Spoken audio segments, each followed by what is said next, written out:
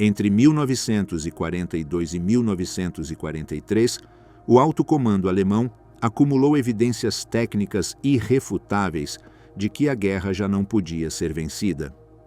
Os relatórios do OKW e do Estado-Maior mostravam números de baixas, produções industriais e logística que tornavam a vitória uma impossibilidade matemática. Enquanto as divisões no leste consumiam mais pessoal do que podia ser substituído, a Kriegsmarine perdia submarinos a um ritmo insustentável e a Luftwaffe enfrentava uma superioridade aérea aliada que destruía as capacidades produtivas do Reich. Os generais do Estado-Maior conheciam estes dados meses antes de Hitler reconhecer a magnitude do desastre. Mas por que continuaram obedecendo? Quando souberam exatamente que tudo estava perdido? Como se continua uma guerra sabendo que não se pode ganhar? O ponto de inflexão.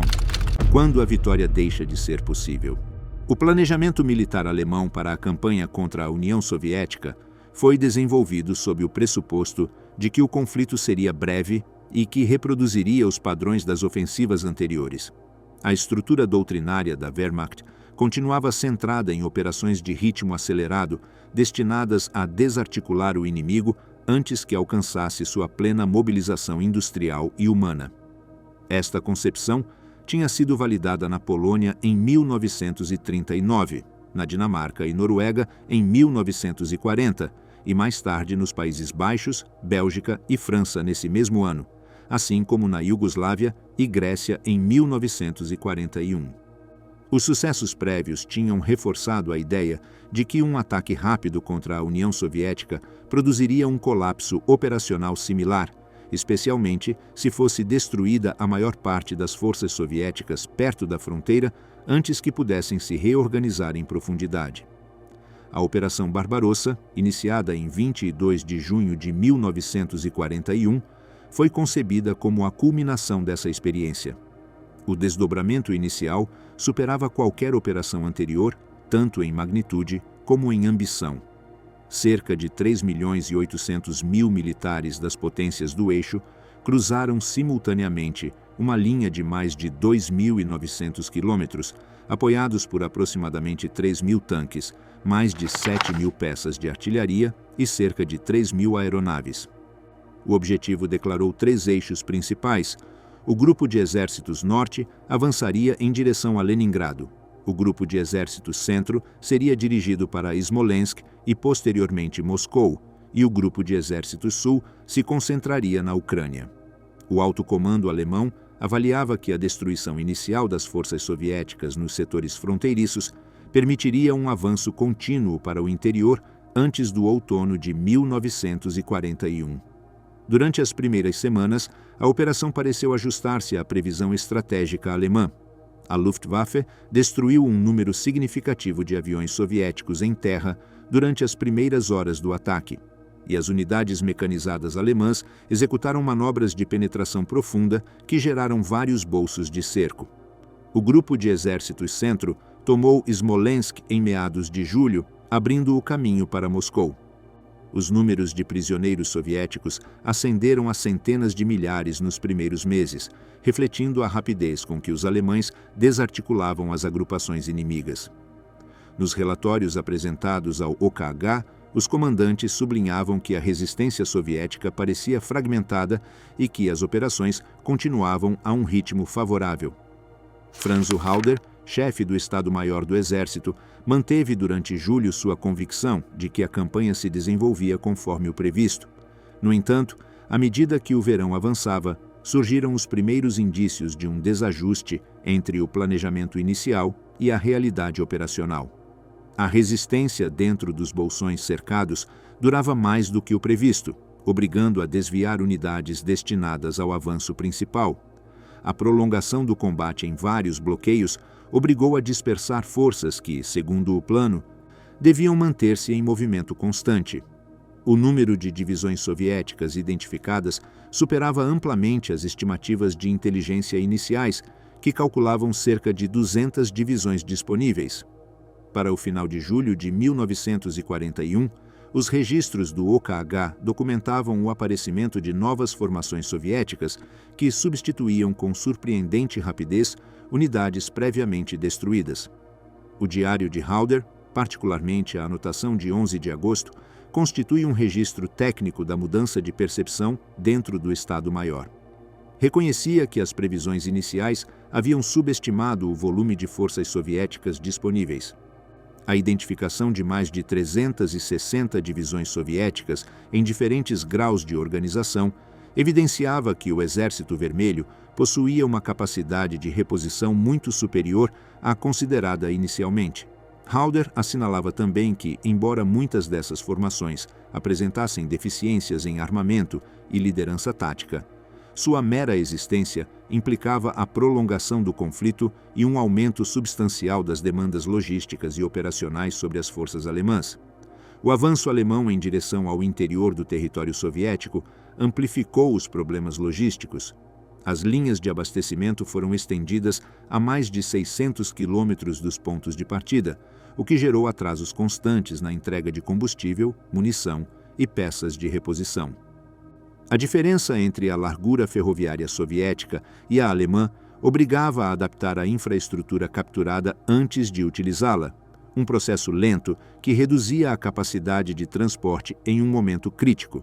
Além disso, a rede rodoviária soviética, composta em grande parte por estradas não pavimentadas, se degradava rapidamente com as chuvas sazonais, afetando a mobilidade dos veículos. Em vários setores, a relação entre as necessidades diárias de transporte e a capacidade real dos trens disponíveis começou a se deteriorar de maneira estrutural. Relatórios do outono de 1941 registravam que as unidades da frente precisavam de cerca de 120 trens diários para manter o ritmo operacional, mas que o número real raramente superava 100. A União Soviética, além disso, reagiu transferindo sua indústria. Fábricas inteiras foram desmontadas e enviadas por ferrovia até os Urais, Sibéria e Ásia Central, onde retomaram a produção de armamentos e equipamentos. Este processo, iniciado mesmo antes da invasão, permitiu que o Exército Vermelho recebesse um fluxo constante de reforços. A chegada de unidades procedentes da Sibéria, treinadas para operar em condições de inverno, intensificou-se durante o outono. A profundidade geográfica soviética, somada à sua capacidade de reorganizar estruturas produtivas e militares, alterou a hipótese fundamental do planejamento alemão, baseada em um colapso rápido do adversário. O avanço em direção a Moscou no outono de 1941 representou o momento de maior tensão entre a expectativa alemã e a evolução real da frente. As unidades do Grupo de Exércitos Centro conseguiram se aproximar de áreas de onde podiam observar a cidade. A localidade de Khimki, situada a alguns poucos quilômetros do Kremlin, foi alcançada por elementos avançados de reconhecimento. No entanto, as forças alemãs tinham chegado a este ponto em condições que dificultavam a continuação da ofensiva. A Wehrmacht não tinha sido equipada para operações invernais prolongadas, e a brusca queda da temperatura causou falhas em motores, armas e material diverso. As baixas por congelamento superaram em alguns setores as produzidas pelo combate direto, diminuindo a capacidade operacional das unidades. Em 5 de dezembro, a anotação de Hauder refletia o estado crítico da frente. O Grupo de Exércitos Centro considerava insustentável continuar a ofensiva devido ao esgotamento de suas formações. Nesse mesmo dia, a União Soviética lançou uma contraofensiva em grande escala liderada por Georgy Zhukov. As forças soviéticas, adequadamente equipadas para o inverno e reforçadas por unidades transferidas do leste, conseguiram romper a linha alemã em vários pontos. Entre dezembro de 1941 e janeiro de 1942, os alemães foram empurrados entre 100 e 250 quilômetros para o oeste, abandonando material que não podia ser recuperado e reorganizando suas linhas defensivas sob pressão constante. A reversão da situação operacional teve um impacto imediato na estrutura de comando. Em 19 de dezembro de 1941, Hitler destituiu Walter von Brauchitsch e assumiu pessoalmente o comando do exército. A centralização das decisões operacionais sob controle político direto intensificou a brecha entre as avaliações técnicas do Estado-Maior e as diretivas emitidas do topo do regime. Relatórios elaborados no final de 1941 mostravam um deterioramento significativo na força de combate alemã. As estimativas internas contabilizavam mais de 830 mil baixas acumuladas desde o início da operação. As divisões, originalmente projetadas para campanhas breves, mantinham efetivos muito abaixo de suas dotações nominais. A viabilidade da estratégia alemã começou a ser avaliada em termos de capacidade real e não de objetivos declarados. No final de 1941, a Wehrmacht enfrentava um cenário que sua doutrina considerava inadequado: uma guerra prolongada em múltiplas frentes. Além da União Soviética, a Alemanha mantinha compromissos militares no norte da África, no Atlântico e na defesa do território europeu frente à intensificação dos bombardeios aliados. Os números de produção, transporte e substituição mostravam uma tendência que dificultava sustentar um conflito prolongado sem uma reorganização industrial profunda. Apesar dos resultados do inverno, foi planejada uma nova ofensiva para 1942, Fall-Blau. O objetivo consistia em assegurar os recursos petrolíferos do Cáucaso e golpear decisivamente a frente sul soviética. Os planejadores alemães insistiam em estimativas que, mais uma vez, consideravam o adversário enfraquecido. No entanto, os relatórios internos registravam reservas quanto à capacidade de alcançar uma vitória decisiva. A diferença entre a linguagem técnica desses documentos e as decisões operacionais adotadas refletia uma dissociação crescente na condução alemã. Para o final de 1942, o desajuste entre análise militar e direção política já era uma característica estrutural do sistema de comando alemão. Os cálculos sobre disponibilidade de força, capacidade industrial e estado da frente contrastavam com as ordens de continuar ofensivas que superavam os recursos disponíveis. Esta brecha marcaria o desenvolvimento do conflito nos anos posteriores, estabelecendo uma tendência em que a viabilidade material da guerra se afastava progressivamente dos objetivos estratégicos que se continuavam a impulsionar. A Frente Oriental, a guerra medida em distâncias. O fracasso da ofensiva alemã perante Moscou em dezembro de 1941 obrigou o alto comando a reformular os parâmetros estratégicos da campanha. Até aquele momento, a doutrina operacional da Wehrmacht havia girado em torno de golpes decisivos que destruíssem o adversário em um prazo breve. No entanto, após os acontecimentos do inverno, as análises internas começaram a refletir uma avaliação diferente. A possibilidade de um colapso rápido do sistema soviético havia desaparecido, e a guerra se desenvolveria dentro de um quadro de desgaste prolongado. O planejamento para 1942 foi construído sobre esta premissa alterada, embora ainda sob a expectativa de alcançar um objetivo operacional que compensasse a perda da iniciativa estratégica. As discussões entre os planejadores do OKH e os conselheiros econômicos do regime coincidiram em que o setor sul da frente oferecia a única possibilidade de obter um resultado significativo. A União Soviética dependia em parte do petróleo do Cáucaso, e a captura desses recursos podia reduzir sua capacidade de sustentar operações a longo prazo. Esta apreciação, embora posteriormente contraditada pelo fato de que os soviéticos mantiveram a produção e o esforço de guerra sem perder os campos petrolíferos caucasianos, definiu a orientação operativa alemã em 1942. A nova campanha deveria concentrar-se em um avanço profundo em direção ao sul para assegurar o Volga e aproximar-se de regiões petrolíferas que a Alemanha considerava essenciais para seu próprio esforço bélico. A mudança estratégica implicava reconhecer que a União Soviética havia mobilizado uma capacidade militar maior do que a prevista. As estimativas alemãs, que em 1941 calculavam que se enfrentariam aproximadamente a 200 divisões soviéticas, passaram a contabilizar mais de 360 no início de 1942. Os documentos operacionais do OKH registravam que o Exército Vermelho havia sofrido mais de 4 milhões de baixas entre 1941 e o início de 1942, mas continuava gerando novas formações. Em contraste, as forças alemãs acumulavam cerca de 1.150.000 baixas durante o mesmo período, um número que evidenciava a crescente pressão sobre a capacidade de reposição do Reich.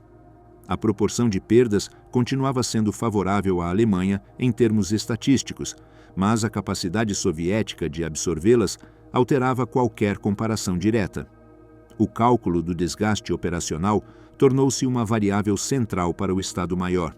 A análise de combates intensivos na frente oriental mostrava que as divisões envolvidas podiam perder entre 1% e 3% de sua força diariamente durante operações contínuas.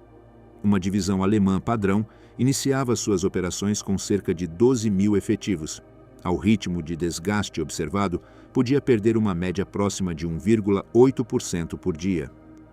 O desempenho tático alemão continuava sendo elevado, com estudos posteriores indicando que a efetividade de um soldado alemão continuava a ser superior à de um soldado soviético, mesmo em fases avançadas da guerra. No entanto, essa vantagem qualitativa não compensava a superioridade numérica soviética, nem sua capacidade de repor forças a um ritmo sustentado. O sistema logístico alemão enfrentava desafios que se agravavam conforme aumentavam as distâncias envolvidas. As vias ferroviárias soviéticas tinham de ser adaptadas à largura alemã antes de poderem ser utilizadas, um processo que atrasava a movimentação de suprimentos. As estradas secundárias, em muitos casos sem pavimentação, tornavam-se intransitáveis durante a Rasputitsa, o período de degelo e chuvas que transformava os trajetos em barreiras naturais para veículos e transporte. Relatórios do OKH estimavam que as operações normais da frente requeriam um mínimo de 120 trens diários de suprimentos, mas a disponibilidade real raramente superava 100 trens. Esta diferença, aparentemente modesta, gerava déficits acumulados em combustível, munições e peças de reposição, que depois afetavam de maneira direta a capacidade de execução operativa. O inverno de 1940 e 1942 também mostrou limitações estruturais do equipamento alemão. As temperaturas extremas provocaram falhas em motores, armas automáticas e veículos blindados, enquanto a falta de roupa de inverno contribuiu para um aumento significativo em baixas por congelamento. A Wehrmacht não tinha sido preparada para operações prolongadas em condições de inverno, porque o planejamento original assumia uma conclusão rápida da campanha. Pelo contrário, as tropas soviéticas estavam treinadas e equipadas para operar em temperaturas extremamente baixas, e as unidades provenientes da Sibéria demonstraram uma notável capacidade de manobra na neve. A capacidade industrial soviética foi reorganizada de tal maneira que contrariou as expectativas alemãs. Fábricas inteiras foram deslocadas para longe da zona de combate, retomando a produção no leste do país.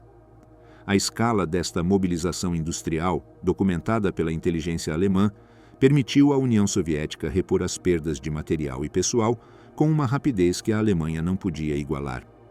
A profundidade geográfica do território soviético permitiu que suas forças se retirassem, se reagrupassem e retornassem ao combate sem sofrer um colapso estrutural, algo que qualquer Estado europeu ocidental teria considerado insustentável. A ofensiva do verão de 1942, Fall-Blau, refletiu este conjunto de realidades. O avanço alemão para o sul buscava assegurar o Volga e aproximar-se dos campos de petróleo do Cáucaso. Para o final de agosto, o 6º Exército Alemão, sob o comando do general Friedrich Paulus, alcançou Stalingrado. A Luftflotte 4 efetuou um bombardeio maciço no dia 23 de agosto, destruindo grande parte da cidade e causando numerosas baixas civis. A batalha que se seguiu foi um processo prolongado no qual as forças alemãs progrediram lentamente, enfrentando um sistema defensivo improvisado, mas persistente. O combate urbano em Stalingrado consumiu recursos consideráveis. À medida que as semanas avançavam, as unidades alemãs se viram envolvidas em confrontos de curta distância em ambientes urbanos destruídos. Para meados de novembro, o 6º Exército tinha conseguido empurrar as forças soviéticas para a margem ocidental do Volga, mas não conseguiu eliminá-las completamente. O desgaste acumulado reduziu de forma notável sua capacidade ofensiva. Os flancos do 6º Exército, defendidos majoritariamente por unidades romenas e húngaras, representavam um ponto vulnerável. No dia 19 de novembro de 1942, a União Soviética lançou a Operação Urano, uma ofensiva em forma de pinça destinada a cercar as forças alemãs em Stalingrado. O avanço soviético ultrapassou as posições romenas e húngaras com rapidez.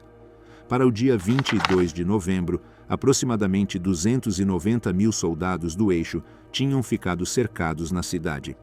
Este cerco estabeleceu uma situação operacional de grande complexidade, na qual o 6º Exército dependia completamente do reabastecimento aéreo.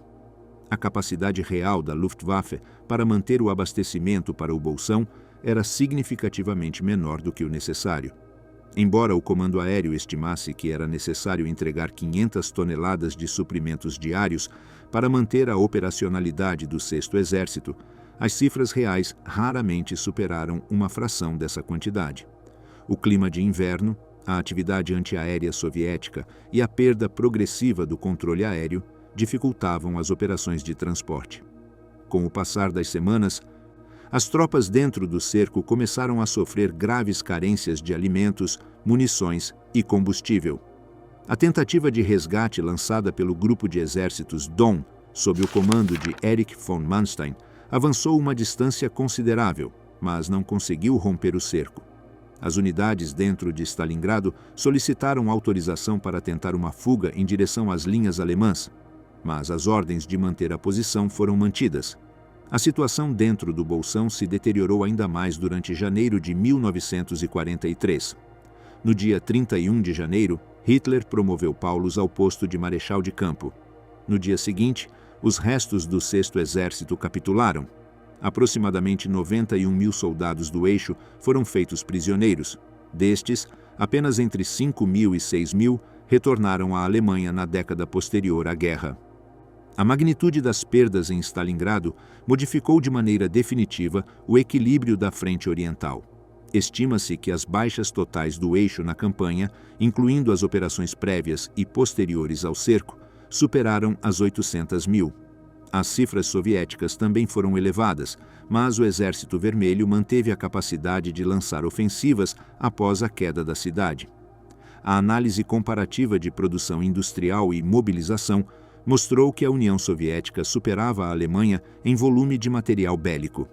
Sob a direção de Albert Speer, a Alemanha aumentou significativamente sua produção, mas não alcançou os níveis soviéticos em tanques, artilharia ou munições. A Batalha de Kursk, em julho de 1943, consolidou essas tendências.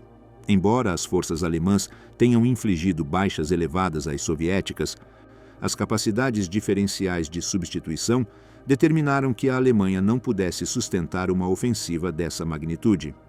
Kursk tornou-se a última ofensiva estratégica alemã na frente oriental.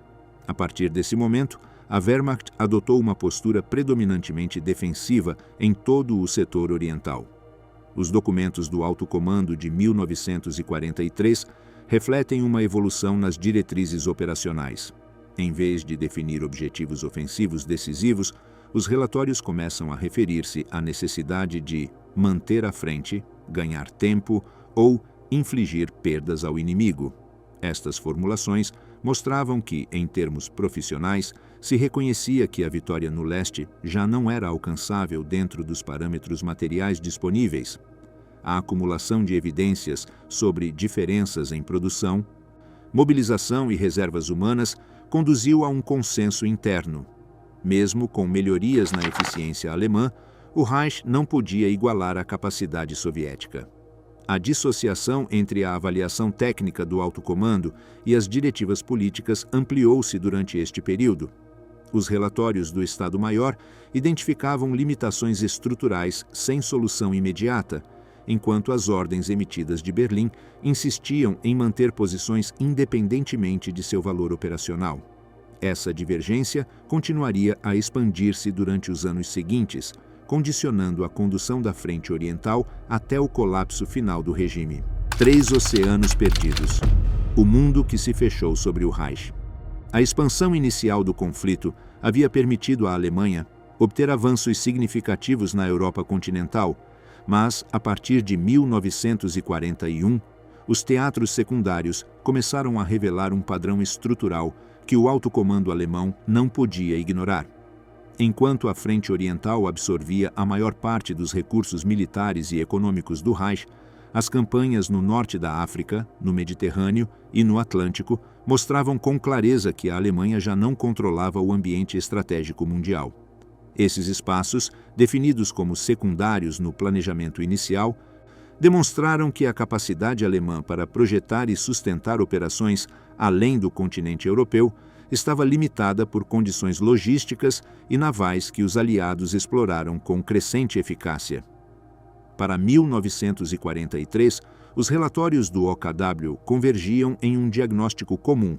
As perdas acumuladas nesses teatros tornavam inviável qualquer possibilidade de reverter o declínio global da posição estratégica alemã.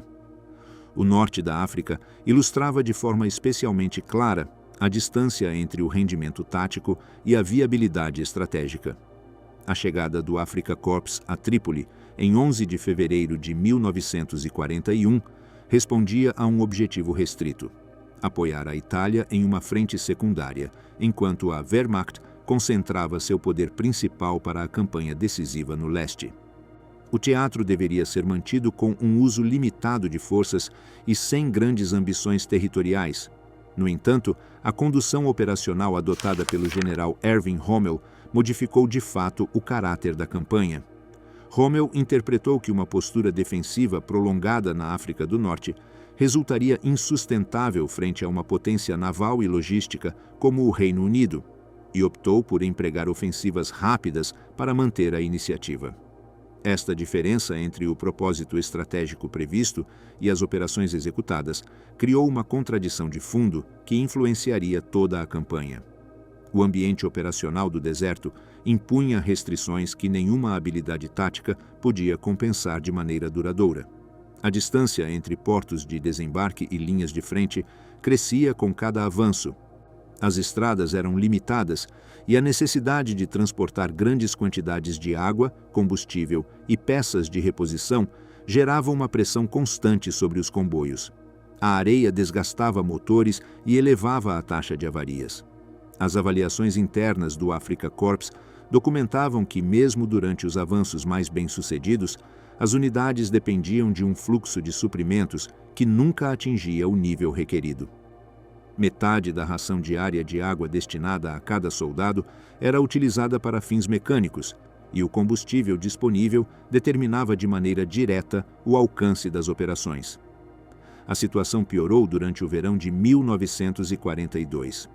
No mês anterior à ofensiva de Alam Halfa, uma porcentagem significativa do combustível destinado às forças de Rommel foi afundada durante seu transporte pelo Mediterrâneo. Quando lançou o ataque em agosto, enfrentava forças britânicas mais bem abastecidas, com 700 tanques contra 510 alemães e italianos, dos quais apenas uma pequena fração correspondia a modelos alemães com capacidade real para enfrentar os blindados aliados de última geração. A ofensiva falhou, em grande parte devido à escassez de combustível, e as forças do eixo foram obrigadas a adotar uma postura defensiva. A Segunda Batalha de El Alamein, iniciada em outubro de 1942, se desenvolveu sob condições ainda menos favoráveis. As forças do eixo tinham perdido quantidades consideráveis de suprimentos em setembro e outubro, e as interceptações aliadas de comunicações revelavam que a capacidade alemã para receber combustível era mínima. Enquanto isso, as forças britânicas, sob o comando de Bernard Montgomery, dispunham de abundantes reservas logísticas e uma crescente superioridade aérea. A derrota do eixo provocou uma retirada prolongada através da Líbia, durante a qual a pressão aérea aliada incrementou o número de perdas. O teatro mediterrâneo desempenhou um papel decisivo nesta degradação logística. As rotas de abastecimento entre a Itália e o norte da África estavam sujeitas a ataques contínuos.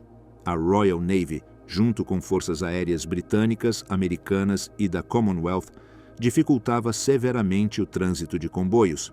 Em abril de 1943, a Operação Flax destruiu uma parte significativa da frota de transporte aéreo alemã. Mais de 500 aviões de carga que tinham operado desde bases na Itália foram obrigados a cessar missões para a Tunísia devido às perdas crescentes e ao alcance de caças aliados. A campanha deixou sem capacidade de reabastecimento as forças alemãs e italianas na África. No dia 7 de maio de 1943, as forças aliadas entraram na Tunísia e, 5 dias depois, 250.000 soldados do eixo se renderam. A frente africana fechou-se com a perda completa das forças implantadas lá. O Mediterrâneo, como espaço operacional mais amplo, exibiu de maneira clara o declínio da capacidade do eixo para manter comunicações marítimas. A Kriegsmarine, enfraquecida por campanhas prévias, não podia assegurar rotas de abastecimento, e a coordenação com a Marinha Italiana não compensou essa deficiência. A incapacidade de neutralizar Malta, a impossibilidade de impedir a invasão aliada da Sicília em julho de 1943 e posteriormente da Itália, evidenciaram que a Alemanha dependia de condições que já não podia controlar. Estes fatos demonstravam que o eixo tinha perdido a capacidade de empregar o Mediterrâneo como corredor estratégico. No entanto, foi no Atlântico que o alto comando alemão enfrentou com mais clareza as consequências globais deste deterioro. A Batalha do Atlântico, que se estendeu desde setembro de 1939 até maio de 1945, constituiu um confronto prolongado sobre o qual dependiam a resistência britânica e, posteriormente, a capacidade aliada para lançar uma ofensiva na Europa. Durante os primeiros anos da guerra, os submarinos alemães alcançaram um nível de efetividade que colocou em perigo a continuidade das comunicações marítimas aliadas. Em 1942, os U-Boots desenvolveram uma campanha de grande sucesso, afundando mais de 3 milhões de toneladas de navegação em 8 meses, com perdas relativamente baixas. A situação mudou de maneira significativa no final de 1942 e início de 1943. A decifração do código Enigma permitiu aos aliados antecipar movimentos dos U-Boots e redirecionar comboios. A introdução de radares mais eficientes, aeronaves de longo alcance e armas anti-submarino como o Hedgehog aumentou a capacidade aliada para detectar e destruir submarinos. Em fevereiro e março de 1943, foram travadas batalhas decisivas pelos comboios, nas quais os U-Boots mantiveram temporariamente uma elevada capacidade ofensiva. No entanto, a tendência geral favorecia os aliados.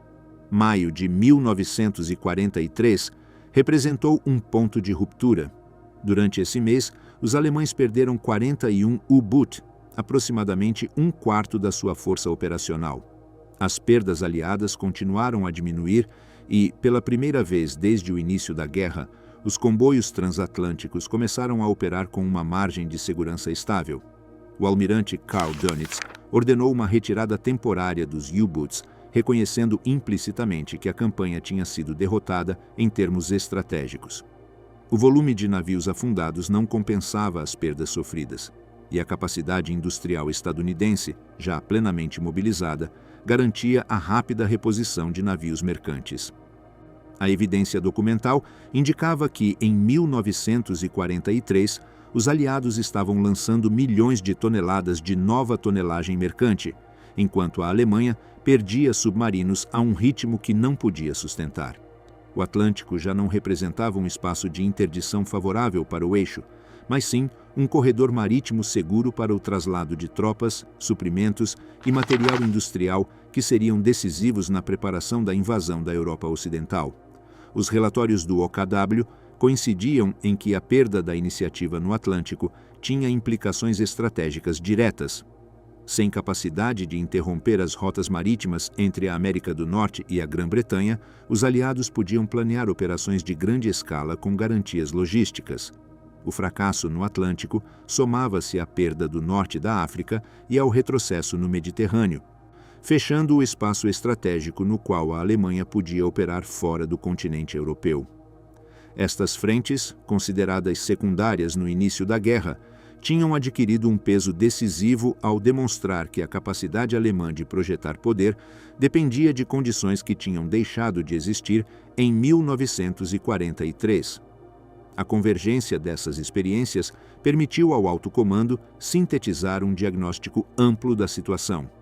Mesmo com comandantes capazes e unidades taticamente competentes, as forças alemãs não podiam sustentar operações prolongadas quando careciam de controle marítimo e enfrentavam uma produção industrial aliada que aumentava a cada mês.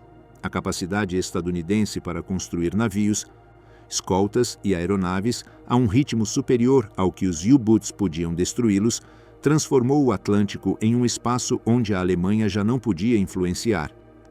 As análises do OKW integravam essas observações com as conclusões provenientes da Frente Oriental, confirmando que o Reich enfrentava um ambiente estratégico que estreitava progressivamente em todos os teatros. Os generais compreendiam que o controle do mar e a superioridade material aliada asseguravam que qualquer tentativa de sustentar múltiplos frentes simultâneos terminaria por revelar as limitações estruturais do esforço de guerra alemão. Fábricas contra o Reich. A derrota das linhas de montagem. Para o final de 1942, as avaliações internas do alto comando alemão começaram a incorporar com maior profundidade um conjunto de dados que, mesmo sem expressar juízos políticos, sinalizavam uma tendência irreversível. As análises elaboradas pelo OKW e pelo Ministério de Armamento comparavam de maneira sistemática a produção disponível com o consumo da frente e as perdas acumuladas. Estes documentos, elaborados com procedimentos administrativos padrão, mostravam que as demandas de uma guerra industrializada haviam superado a capacidade do Reich para sustentar um esforço prolongado. A progressiva ampliação da lacuna entre o necessário e o possível introduziu uma dimensão quantitativa ao deterioro militar que se tornava mais severo a cada trimestre de guerra. A ascensão de Albert Speer ao Ministério de Armamento, em fevereiro de 1942, estabeleceu um quadro centralizado para a gestão industrial. Sob sua administração, a produção de armamentos aumentou de maneira significativa. Este incremento, posteriormente referido como um milagre, baseava-se em medidas de reorganização administrativa, padronização de processos e ampliação de turnos. No entanto, a comparação entre o produzido e o requerido mostrava que mesmo as melhorias substanciais não eram suficientes para modificar a equação estratégica. A Alemanha havia iniciado a guerra sem adaptar completamente sua economia a um conflito prolongado, e as reformas implementadas a partir de 1942 enfrentavam limitações estruturais que nenhum processo administrativo podia eliminar. Os relatórios sobre produção de carros de combate constituíam uma das principais bases para estas avaliações. Em 1943, a Alemanha fabricou aproximadamente 11.000 tanques, número que representava um aumento apreciável em relação a anos anteriores. No entanto, as potências aliadas produziam quantidades muito superiores. Nesse mesmo ano, os Estados Unidos construíram cerca de 29.500 tanques, a União Soviética em torno de 20.000 e o Reino Unido mais de 7.400. Esta disparidade implicava que, mesmo considerando a qualidade de determinados modelos alemães, o volume global de material aliado era suficiente para absorver perdas e manter uma pressão constante nos frentes principais. A capacidade combinada dos Estados Unidos e da União Soviética superava por si só qualquer possibilidade alemã de compensar perdas a ritmo equivalente.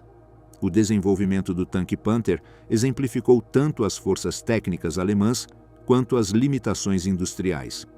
Projetado em resposta direta ao T-34 soviético, sua produção começou no final de 1942.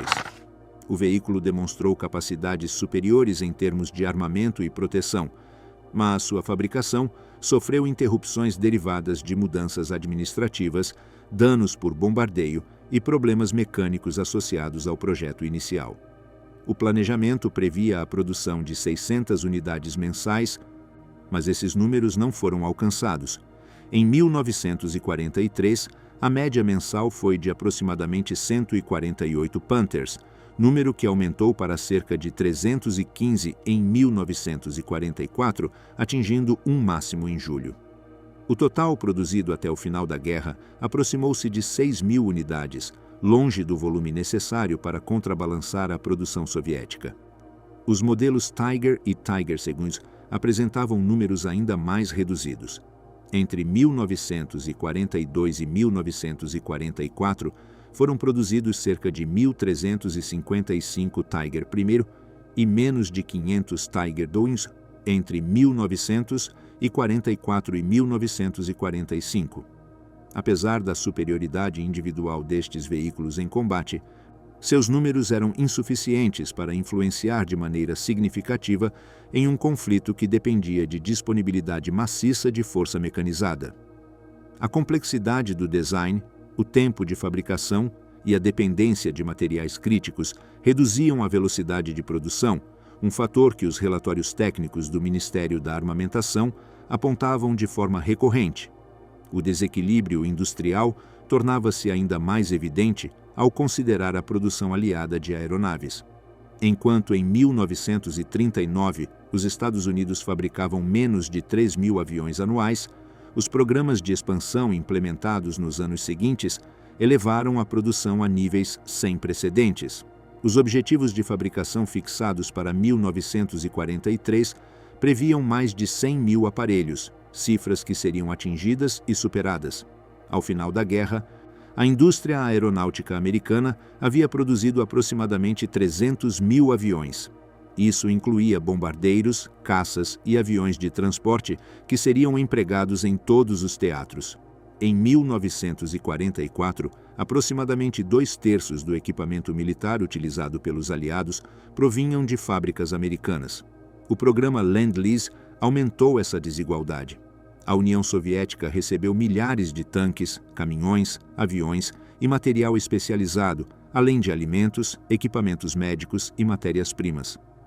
Metade da frota automotiva soviética consistia em veículos fornecidos pelos Estados Unidos e Canadá. Os relatórios alemães sobre capturas de material identificado nas frentes reconheciam a qualidade superior desses veículos e sua contribuição para o aumento da mobilidade do Exército Vermelho. Paralelamente, o fornecimento aliado de alumínio, combustível de aviação e equipamentos industriais complementava a produção soviética, ampliando a diferença em relação à Alemanha. O volume de veículos blindados produzidos durante toda a guerra mostrava um contraste significativo. Enquanto a Alemanha fabricou aproximadamente 49.900 veículos totalmente sobre lagartas, os soviéticos produziram cerca de 99.150, além dos veículos recebidos via Lend-Lease. Este volume permitia ao Exército Vermelho absorver perdas a um ritmo que, de acordo com análises do OKH, teria resultado proibitivo para qualquer potência europeia ocidental. Embora os estudos internos reconhecessem que as perdas aliadas em blindados eram maiores que as alemãs, a capacidade de reposição alterava completamente as implicações estratégicas dessas proporções. A produção naval dos Estados Unidos refletia uma capacidade industrial de uma escala que superava qualquer esforço alemão. Em 1943, os Estados Unidos lançaram mais de 11 milhões de toneladas de navegação mercante, número que superava amplamente a capacidade do eixo para afundar navios por meio de submarinos. As fábricas americanas adotaram métodos de produção em massa que estenderam seus benefícios à fabricação de armas, veículos e aviões. Empresas como a Ford Motor Company aplicaram técnicas de montagem que permitiam fabricar um veículo em pouco mais de 1 minuto. Este volume industrial deveria ser avaliado juntamente com o fato de que o desemprego nos Estados Unidos caiu para 1,9% em 1945, refletindo a completa mobilização laboral. Os bombardeios aliados adicionaram pressão significativa à produção alemã. As forças aéreas britânicas e norte-americanas intensificaram ataques tanto sobre centros industriais quanto sobre infraestrutura crítica. A British Area Bombing Directive, de fevereiro de 1942, ampliou o alcance de objetivos e aumentou o ritmo de ataques noturnos. A USAF, por sua vez, realizou ataques diurnos de precisão contra fábricas de rolamentos, refinarias e centros de transporte. Em conjunto, os aliados realizaram mais de 1 milhão de missões de bombardeio e lançaram mais de 1 milhão de toneladas de bombas sobre objetivos alemães. Estes ataques reduziram a produção de tanques em 10% em 1943 e em 40% em 1944. Em setores específicos, como o petróleo sintético, os impactos foram maiores. Os relatórios do OKW registravam interrupções recorrentes que afetavam diretamente a mobilidade das Forças Armadas. As medidas para dispersar a produção industrial, a fim de mitigar danos, provocaram uma diminuição na eficiência. A realocação de fábricas para locais subterrâneos ou distantes gerava problemas de transporte e coordenação. A destruição parcial de vias férreas, estações e depósitos logísticos interferia com o fluxo de materiais. Essas interrupções acumuladas reduziam a capacidade alemã de sustentar mesmo os níveis mínimos de produção, especialmente em carburantes e munição. As dificuldades estruturais no sistema de aquisições aprofundavam esses problemas. A interferência do Partido Nazista na adjudicação de contratos introduzia critérios alheios à eficiência industrial. Empresas com experiência comprovada em produção em massa nem sempre eram selecionadas. Os fabricantes de tanques trabalhavam com processos artesanais que limitavam a padronização e o ritmo de montagem. Na indústria aeronáutica, a dependência de trabalhadores forçados e estrangeiros crescia, mas essa mão de obra não especializada gerava problemas de qualidade. Em empresas como a Henkel, mais da metade da força de trabalho em 1944 consistia em trabalhadores forçados, o que dificultava a formação de um quadro técnico estável. As decisões administrativas ineficientes acrescentavam atrasos adicionais. Um exemplo documentado foi a instrução de 1943 para que Henschel adaptasse suas linhas de produção para um novo caça-pesado, tarefa que envolvia reconfigurar maquinaria e processos. Antes de completar essa transição, a ordem foi anulada e foi instruído voltar à produção do Ju-88. Essas idas e vindas implicavam perda de tempo em um momento em que a Alemanha precisava aumentar a produção aérea com urgência. Os relatórios de produtividade registravam quedas em setores críticos associadas a essas decisões. O alto comando integrava esses dados industriais com as avaliações operacionais das frentes de batalha. Os números de produção e perda faziam parte de discussões técnicas sobre viabilidade de campanhas. Mesmo em momentos em que a Wehrmacht obtinha vitórias táticas, os cálculos mostravam que o ritmo de desgaste em homens e equipamentos superava a capacidade de reposição. O Ministério do Armamento registrava que cada redução na produção, fosse por bombardeios ou por interrupções administrativas, se traduzia em déficits que afetariam imediatamente a capacidade operativa. A percepção do conflito como um processo de desgaste material irreversível consolidou-se nos relatórios de 1943 e 1944. Os dados mostravam que o Reich não podia aumentar a produção a níveis comparáveis aos dos aliados e que a lacuna continuaria se ampliando. O volume de tanques, aviões e munições disponíveis nas frentes dependia de um sistema industrial que havia começado a guerra sem preparação para um esforço prolongado. Embora as reformas de Speer aumentassem a eficiência, não conseguiram reverter uma tendência global que provinha tanto de limitações internas como da pressão sustentada dos ataques aliados. Os relatórios do OKW documentavam que a combinação de perdas acumuladas, consumo em múltiplas frentes e capacidade limitada de produção levava a um cenário em que a guerra já não podia ser sustentada materialmente, mesmo que a Wehrmacht conservasse a capacidade de obter vitórias táticas em setores isolados. Inteligência e decifração. A guerra invisível perdida. Enquanto as frentes terrestres ocupavam a maior parte da atenção nos relatórios diários do alto comando alemão, um processo silencioso, porém decisivo, desenvolvia-se em paralelo: a erosão contínua da vantagem informacional. Durante os anos iniciais da guerra, a Wehrmacht confiava que sua capacidade de operar com rapidez, combinada com um sistema de comunicações cifradas considerado inviolável, lhe permitiria impor seu próprio ritmo estratégico. No entanto, por volta de 1943, a realidade começava a ser evidente para os oficiais responsáveis pela segurança das comunicações e pela análise de sinais. O Reich estava sendo sistematicamente superado na guerra de inteligência, e essa derrota se manifestava em duas dimensões complementares. Por um lado, os códigos alemães estavam sendo lidos de maneira regular pelos aliados. Por outro, os sistemas criptográficos aliados tornavam-se crescentemente inacessíveis às capacidades alemãs de decifração.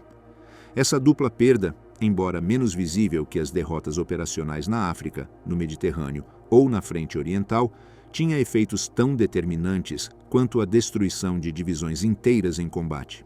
O núcleo desta situação estava no dispositivo de criptografia Enigma, utilizado por todos os ramos armados alemães desde antes da guerra. O Enigma, originalmente um produto comercial, empregava uma série de rotores que modificavam a rota elétrica gerada por cada pressionamento de tecla. O resultado era uma substituição complexa, que variava com cada caractere digitado. As combinações possíveis, que incluíam seleção e posição dos rotores, ajustes do painel de conexões e configurações diárias, pareciam garantir segurança absoluta segundo as avaliações alemãs. Esta percepção levou a um grau notável de confiança institucional.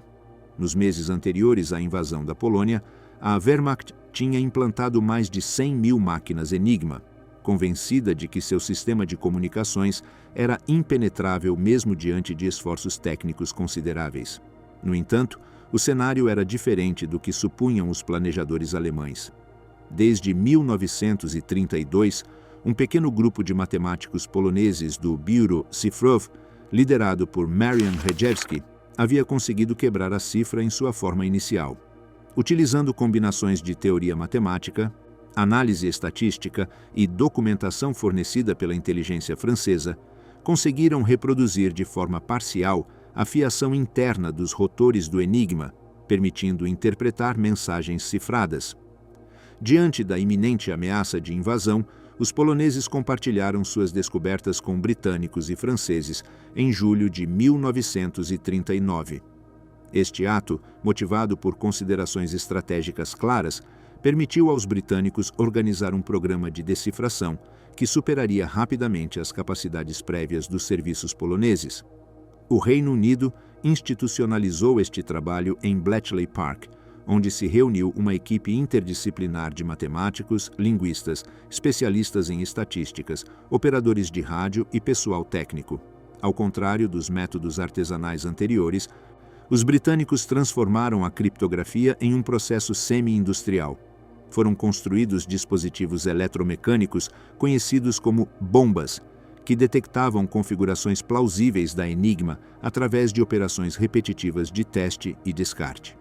O trabalho dirigido por Alan Turing e outros especialistas desenvolveu procedimentos mais avançados que permitiram ler tráfego alemão desde etapas muito iniciais da guerra.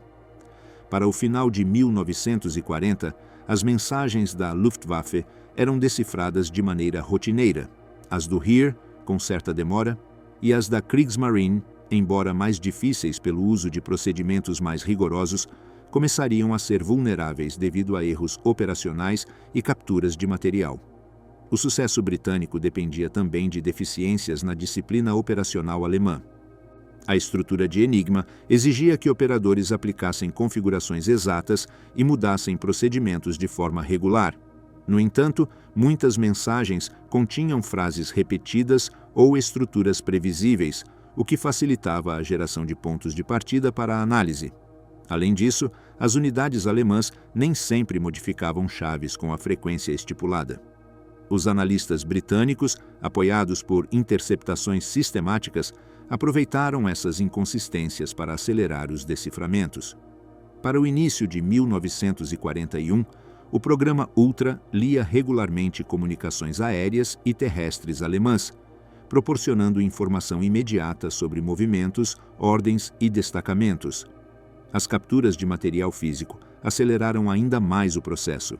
Em maio de 1941, depois do combate contra o U-110, as forças britânicas conseguiram recuperar uma máquina Enigma naval, juntamente com códigos operacionais, tabelas de sinais e manuais de procedimento. Este acontecimento permitiu decifrar de maneira sistemática o tráfego de U-Boots, o que tinha implicações diretas para a Batalha do Atlântico. A partir de então, o Centro de Inteligência Naval Britânico recebeu com frequência a posição aproximada de submarinos alemães e pôde coordenar comboios para minimizar encontros. Combinado com melhorias em radar, sonar e capacidade aérea, este acesso contribuiu para uma redução significativa de perdas aliadas e para um aumento progressivo nas perdas alemãs. A Kriegsmarine tentou aumentar a segurança através da introdução de um rotor adicional em variantes específicas do Enigma. Esta modificação produziu um período em que mensagens navais não puderam ser lidas pelos aliados. No entanto, a recuperação de novos códigos através de operações de captura e a construção de bombas mais rápidas por parte da Marinha dos Ippoens-Iria restabeleceram a capacidade de decifrar mensagens em dezembro de 1942. Quando isto ocorreu, os aliados tinham adquirido uma capacidade operacional considerável para interceptar e neutralizar grupos de U-Boots antes que estes pudessem atacar comboios.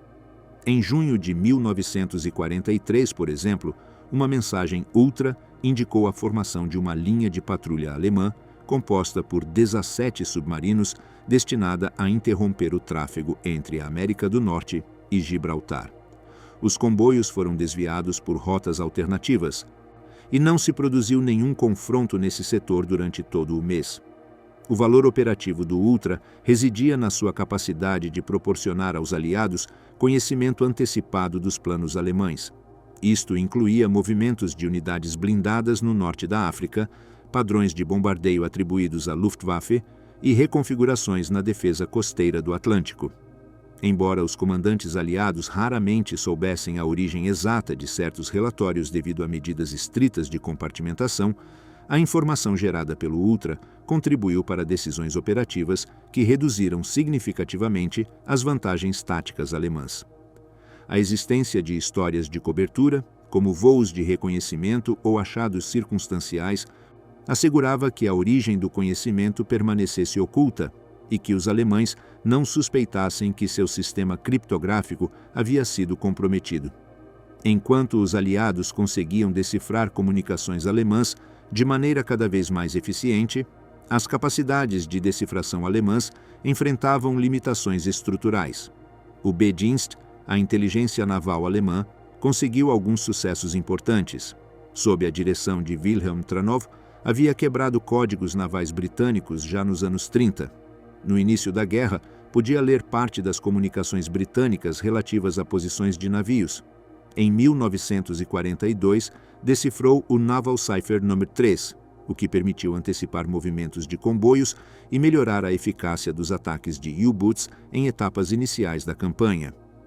O acesso alemão a essas comunicações foi reduzido progressivamente à medida que os aliados melhoraram seus procedimentos.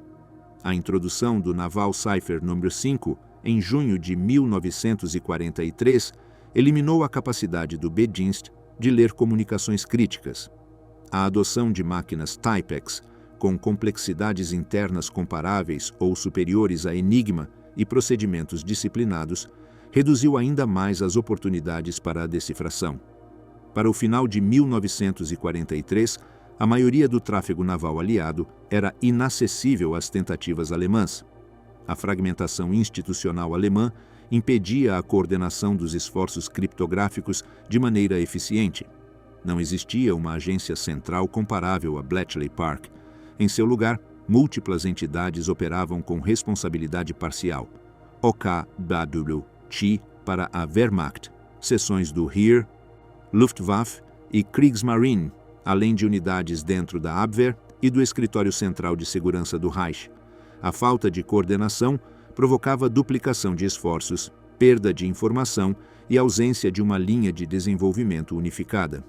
Embora alguns êxitos isolados, como a interceptação de comunicações telefônicas cifradas entre Roosevelt e Churchill mediante instalações nos Países Baixos ocupados, demonstrassem capacidade técnica, esses sucessos não compensavam a deterioração geral. A diferença qualitativa entre os sistemas ampliava-se continuamente. Os aliados operavam com procedimentos disciplinados, atualizavam códigos com frequência e dispunham de recursos para construir dispositivos criptográficos avançados. A Alemanha mantinha confiança excessiva em um sistema cuja segurança dependia tanto de design quanto de disciplina operativa, uma disciplina que raramente era uniforme entre suas unidades. Os relatórios sobre vulnerabilidades de comunicação, enviados ao alto comando em 1943, indicavam que os aliados possuíam uma janela ampla para as operações alemãs em múltiplos teatros. Ao mesmo tempo, o volume de informações úteis que a Alemanha era capaz de obter reduzia-se de maneira constante. A nível operacional, a consequência era clara. Os aliados podiam antecipar movimentos alemães, enquanto a Alemanha operava com um conhecimento incompleto dos planos e comunicações de seus adversários. Isso afetava diretamente a capacidade de reagir com precisão estratégica em campanhas onde o tempo e o movimento determinavam o sucesso. À medida que as operações aliadas ganhavam escala e coordenação, a perda de vantagem informacional limitava cada vez mais a capacidade alemã de adaptar suas forças. A obediência que sobreviveu à esperança. À medida que a guerra avançava e a situação estratégica alemã se deteriorava visivelmente em todos os frontes, as análises internas do alto comando começaram a mostrar um contraste significativo entre o que os oficiais profissionais avaliavam como realidade operativa e o que a condução política exigia. Durante 1943 e 1944, a informação acumulada pelos diversos escritórios de planejamento e pelos comandos de campo indicava sem ambiguidade que a Alemanha já não dispunha dos recursos, do tempo, nem da iniciativa necessários para alterar o curso do conflito.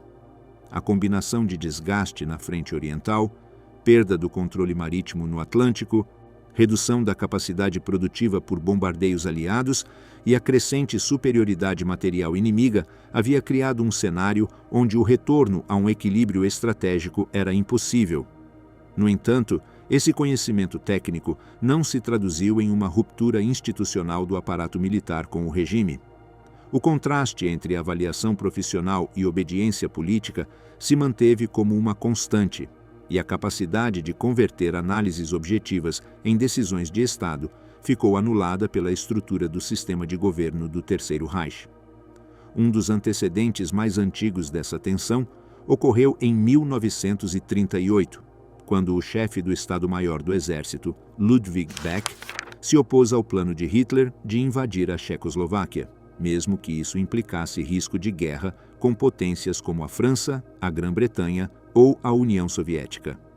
Beck argumentou que a Alemanha não estava preparada para um conflito de grande escala e que a estratégia conduzia a uma guerra perdida. Sem possibilidade de influenciar a direção política, renunciou ao seu cargo sem que o seu aviso gerasse uma resposta orgânica dentro do comando militar. Este episódio inicial ilustrava um problema estrutural. Os oficiais mais experientes podiam identificar riscos estratégicos sérios, mas careciam de mecanismos institucionais para frear decisões políticas que contrariam avaliações técnicas. A tendência se intensificou após a derrota em Stalingrado em fevereiro de 1943. Relatórios do Serviço de Segurança, SD, dirigidos por Otto Ohlendorf, documentaram um amplo deterioro na moral civil e na percepção popular da capacidade do regime para ganhar a guerra. Esses relatórios, elaborados com métodos sistemáticos de vigilância, mostravam que as derrotas militares, o aumento de vítimas, os efeitos do racionamento e o incremento dos bombardeios aliados haviam reduzido de maneira drástica a confiança na liderança política. Para o final de 1943, até Heinrich Himmler reconhecia que a maioria da população já não acreditava mais na vitória alemã. No entanto, o aparato repressivo do Estado impedia que essa mudança na opinião pública se transformasse em ação organizada. A Gestapo, apoiada por um sistema de vigilância administrativa e policial, neutralizava qualquer tentativa de oposição coletiva. Os exemplos de protesto, como o caso de Rosenstrasse, demonstravam que certo grau de resistência visível era possível, mas não proporcionavam um quadro para uma mobilização nacional. Dentro do exército, a resistência se organizou em grupos reduzidos, sem capacidade de coordenação ampla. Seus membros concordavam que a condução de Hitler estava levando o país a um desastre irreversível, mas enfrentavam limitações severas, comunicações vigiadas, risco de represálias contra familiares e a estrutura hierárquica do exército que exigia obediência estrita. A resistência militar ao regime se concentrou em indivíduos ou pequenos círculos que tentavam persuadir oficiais de alto escalão a organizar um golpe de Estado. Entre o final de 1943 e meados de 1944, desenvolveram-se diversas tentativas de aproximação a Hitler, nas quais conspiradores procuravam situar-se suficientemente perto para empregar explosivos ou armas curtas.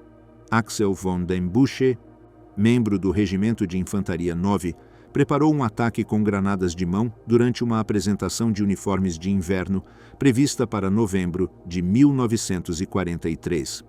O plano dependia de uma demonstração que permitiria se aproximar fisicamente do Führer, mas o trem que transportava os uniformes foi destruído por bombardeios e o ato foi cancelado.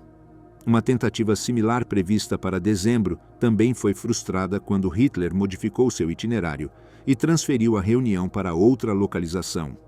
Von den Busche ofereceu novamente sua participação em um ataque em janeiro de 1944, mas, pouco antes, perdeu uma perna em combate, ficando fora de ação. Outros conspiradores tentaram aproximações similares. Ewald Heinrich von Kleist foi considerado para um ataque em fevereiro de 1944, mas o evento que teria permitido sua aproximação foi cancelado de improviso. Em março, Eberhard von Breitenbuch tentou assassinar Hitler durante uma reunião prevista no Berghof, levando uma pistola de pequeno calibre oculta em sua roupa, mas foi impedido de entrar no recinto onde se desenvolvia a conferência. Muitas destas tentativas não fracassaram por falta de determinação, mas sim pelas constantes mudanças nas rotinas de Hitler e as estritas medidas de segurança que o cercavam. O complô mais desenvolvido foi o de 20 de julho de 1944. Seus organizadores buscavam empregar a Operação Valkyria, um plano originalmente desenhado para manter a ordem em caso de revoltas internas ou colapso administrativo. Sob a redação original, Valkyria permitia mobilizar o exército de reserva para assegurar infraestruturas críticas dentro do território alemão. O general Friedrich Olbricht propôs adaptar o plano para iniciar um golpe de Estado uma vez que Hitler tivesse sido eliminado. O objetivo era ativar Valkyria imediatamente após o assassinato, antes que as SS ou a Gestapo pudessem reagir. Para que o plano funcionasse, o general Friedrich Fromm, comandante do exército de reserva, deveria ser incorporado ou neutralizado. Fromm conhecia a existência de conspiradores, mas evitava tomar uma posição aberta, esperando o resultado de qualquer tentativa antes de se comprometer. Klaus Schenk Graf von Stauffenberg, que tinha sofrido ferimentos graves durante a campanha no norte de África e havia perdido um olho, a mão direita, e parte da esquerda, tornou-se na figura central do complô. Sua posição como chefe do Estado-Maior do Exército de Substituição permitiu-lhe ter acesso a reuniões com Hitler.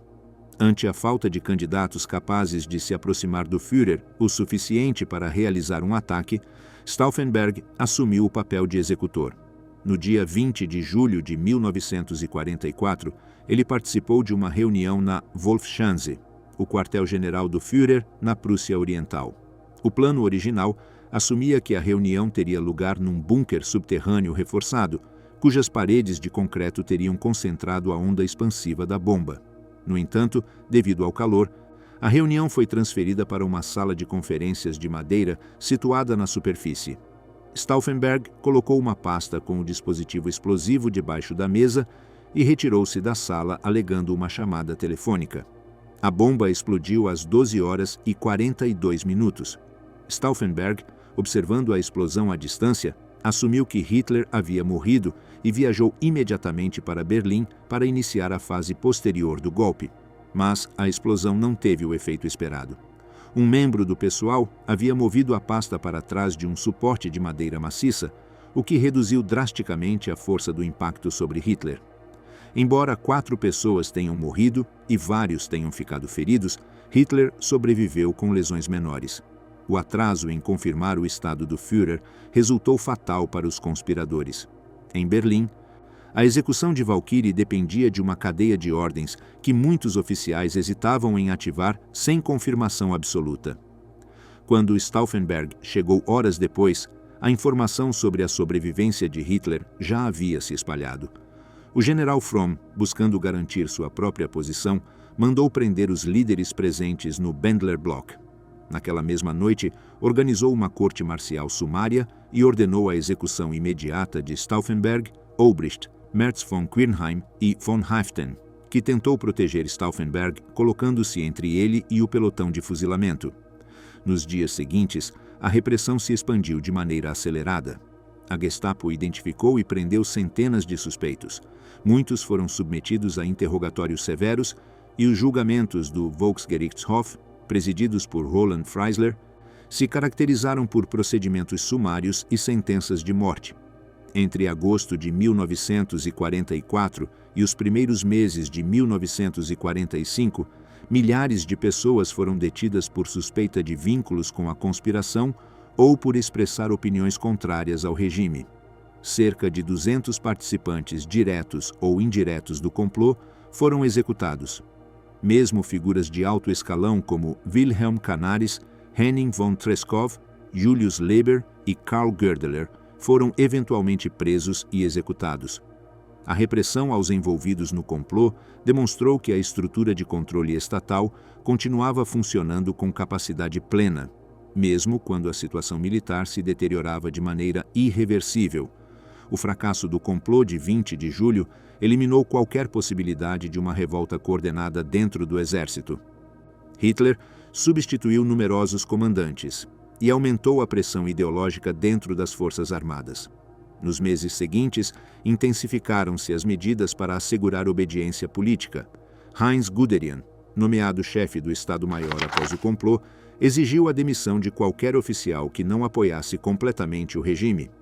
O Tribunal de Honra do Exército expulsou centenas de oficiais suspeitos de falta de lealdade política, transferindo-os para a jurisdição dos tribunais de Freisler. A combinação de purgação interna e repressão judicial reduziu ainda mais qualquer margem de ação independente dentro do alto comando. A estrutura que impedia os oficiais de agir contra Hitler havia sido estabelecida anos antes, mediante o juramento pessoal de lealdade ao Führer. Este juramento, exigido desde 1934, vinculava diretamente o soldado a Hitler, não ao Estado alemão. Conforme a guerra avançava, esse vínculo adquiria um peso além do simbolismo. Sua violação implicava castigos severos e, em muitos casos, represálias contra famílias inteiras.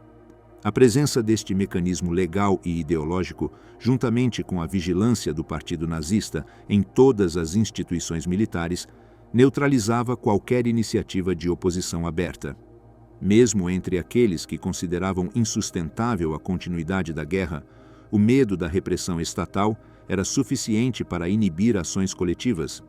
Em meados de 1944, quando as forças americanas e britânicas avançavam desde o oeste e o Exército Vermelho penetrava profundamente em território europeu desde o leste, a resistência militar alemã adquiriu um caráter distinto.